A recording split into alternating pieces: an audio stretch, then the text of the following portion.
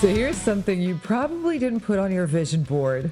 Research showing that people who believe in manifestation are more likely to go bankrupt. Not financially responsible, not unlucky, absolutely bankrupt. Oh my God.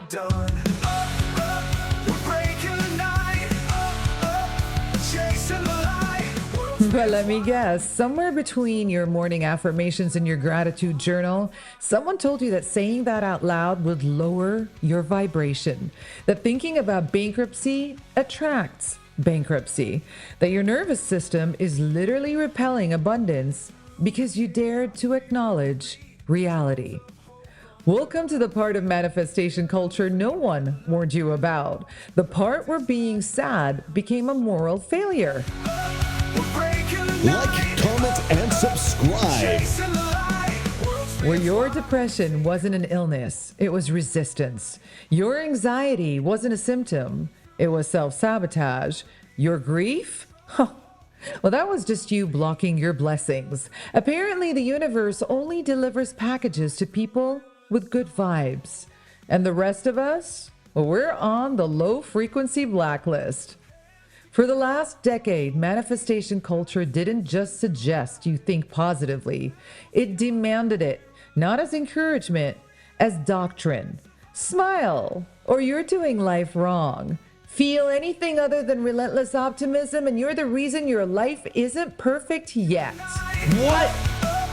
Chasing the light, world spins wild, we take control. Up we rise, heart of rock and roll. And here's the uncomfortable question we're finally allowed to ask. When the hell did optimism stop being a mood and start being a hostage situation? Damn you! This life through endless songs, through the chaos, feel the beat, drums of hope under. We're gonna trace the moment things shifted, where we dare to ask the real questions. Yay! Rock and roll. This is the most unusual practice. Rethink what you think you know with Charlie. Rock and roll. So let's get one thing clear. Manifestation didn't start as tyranny. It started as something almost reasonable. Visualization and goal-setting techniques rooted in early 20th century self-help, repackaged through generations of writers who promised that focus and tension could change your life. And honestly, some of it worked. Setting goals helps, of course. Believing you're capable changes behavior. Visualization combined with planning can build resilience and drive. No one's arguing against hope. But somewhere between Napoleon Hill telling 1920s industrialists to imagine wealth and Henry Ford's assembly line, and Instagram influencers telling broke millennials to just vibrate higher, something mutated. Intention became obligation. Now, here's where it gets coercive. Manifestation culture began categorizing emotions as good or bad based on their supposed vibrational frequency. Sadness? Well, that's low vibe. Anger? Well, that's toxic. And doubt? That's just you blocking yourself. You weren't allowed to feel bad anymore. Not because negative emotions are unpleasant, but because they were reframed as dangerous. As if your sadness had the power to summon poverty. As if your anger could physically repel love. Nani? Psychologist John Wellwood coined a term for this in the 1980s.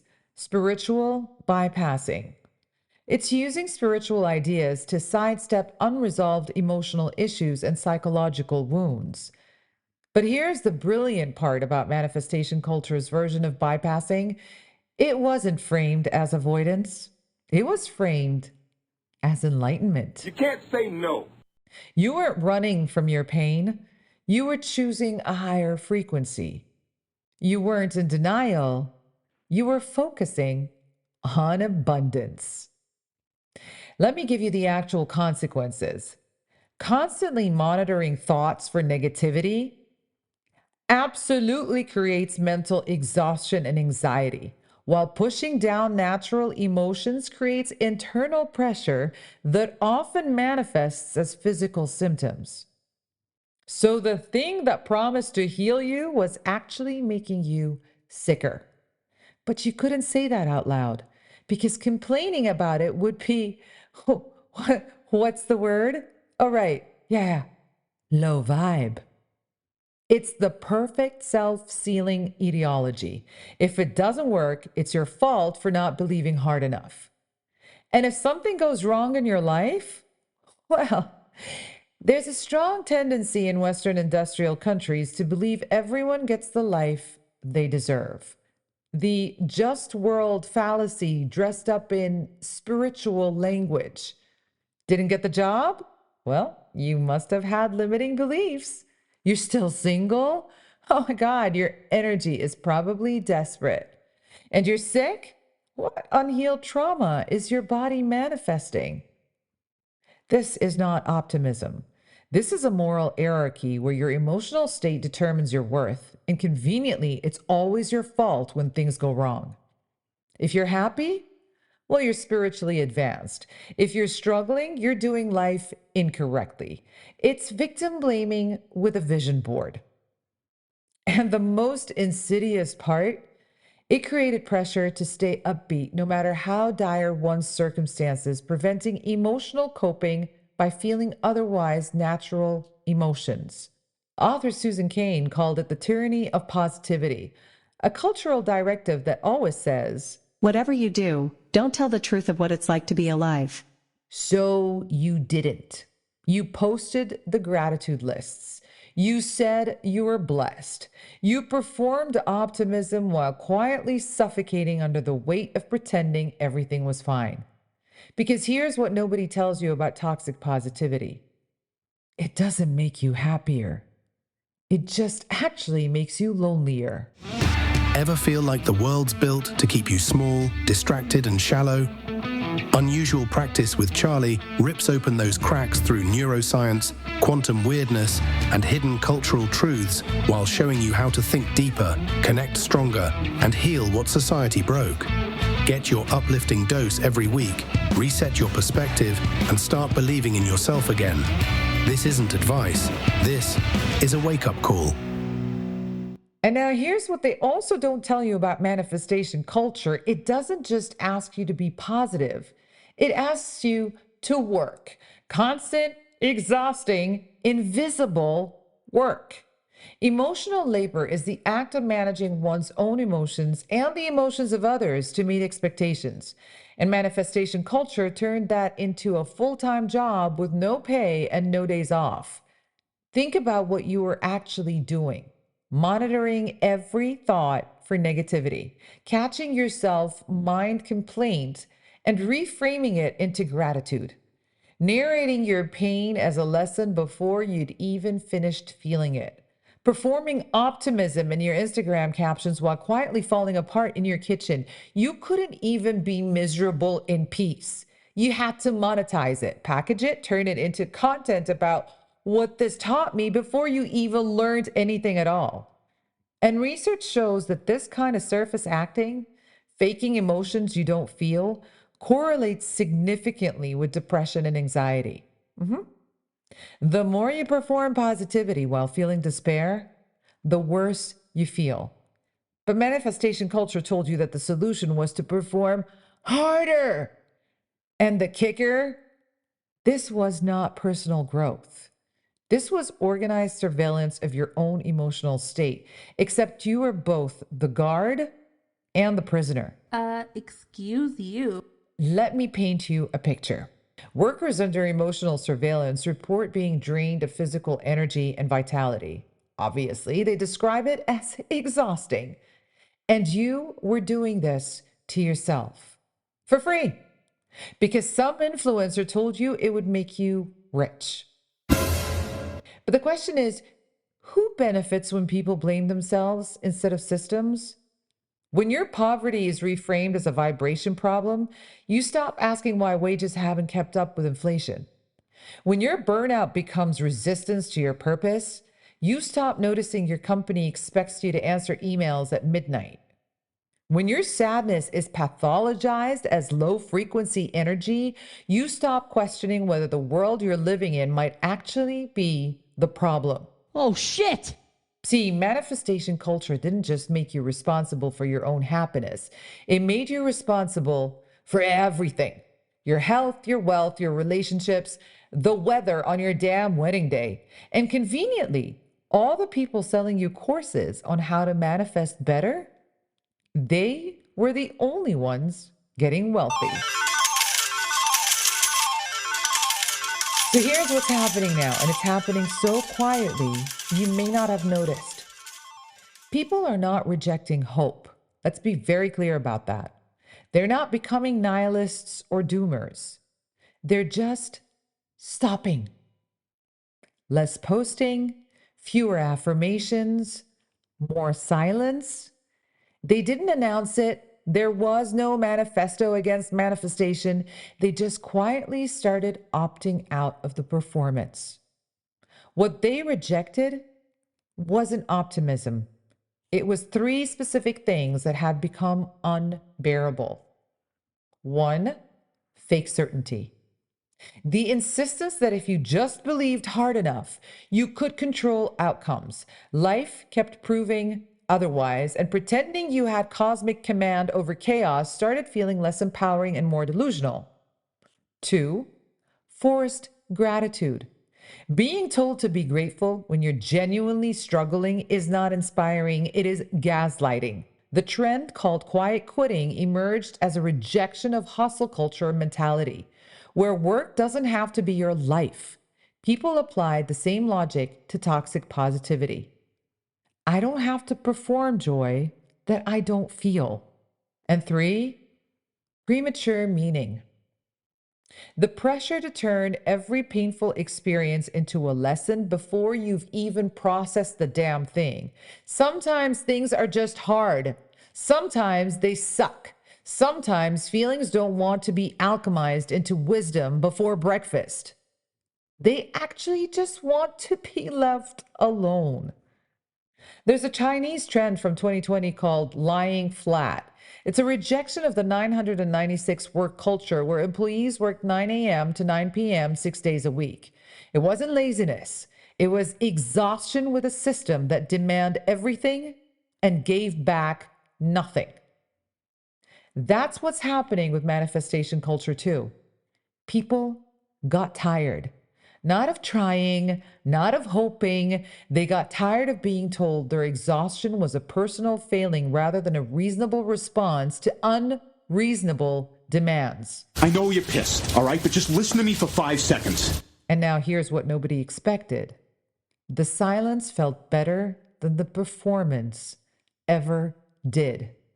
No more guilt spirals when something went wrong. No more pretending sadness was just low vibration instead of information. And no more treating every emotion like a problem that needed to be solved, cleansed, or upgraded. Just existing. Feeling what you feel. Letting it be complicated. So now what happens after manifestation culture dies? No, it's not pessimism, not nihilism, not giving up. It is something a lot subtler.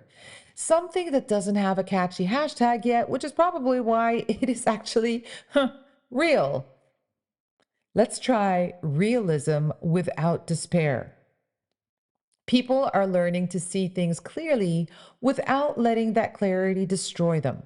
You can acknowledge that the world is unfair, that systems are broken, that not everything is within your control, and still choose to try. Not because the universe owes you a reward, but because trying is part of being alive. How about patience over visualization? Instead of imagining the endpoint and willing it into existence, people are getting interested in the process. The messy, slow, non-Instagrammable middle.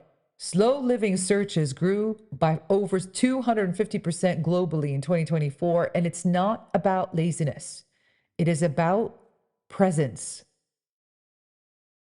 Presence over performance. Mindfulness practices now emphasize genuine inclusivity without ideological conformity, creating spaces where diverse perspectives coexist. You don't have to curate your internal experience for an audience. You can just be. That was legitness. Yeah, it was, huh?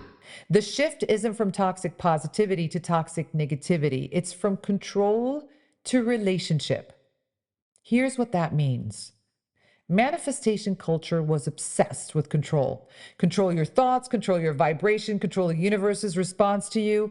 And research in emotion regulation shows that efforts to control unwanted internal experiences are ineffective long-term strategies and can absolutely backfire. The alternative isn't giving up control. It's recognizing you never had it in the first place. What you have instead is the ability to respond, to adapt, to be in relationship with your life rather than trying to dominate it. Genuine mindfulness practice requires acceptance and non-judgment toward unpleasant present moment experiences without attempts to alter, control, or eliminate them. Not because acceptance is spiritually superior, but because it's honest. When you stop trying to control everything, you often end up with better outcomes anyway. Not because the universe rewarded you surrender, but because you stopped wasting energy on an impossible task and redirected it toward things you could actually influence. Meaning isn't something you command into existence with a vision board. It is something that emerges when you pay attention. When you stop performing and start noticing. When you let things be complicated. No, life is not that simple. I just got bankrupt last year. It is not simple. Shit happens. It is complicated. And now you have to be willing to not know what it all means yet. So when you're sitting with your friends saying, I'm sure there's a lesson behind this, shut up. Shut up. Wait for it. You don't know the lesson yet. The people quietly opting out of manifestation culture aren't giving up on better lives. They're giving up on the exhausting fiction that they can think their way into them. And that, weirdly, is turning out to be the most hopeful thing they've done in years. I have chosen this topic on purpose because I want 2026 to stop being about manifestation and start being about a relationship with yourself. Stop driving your own self crazy and stop listening to all this bull. Nothing will make you stronger than your relationship with yourself.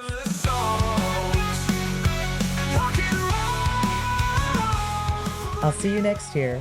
Until then, stay grounded, stay honest, and stay willing to not have it all figured out. Happy New Year, y'all. Mom, somebody just followed me.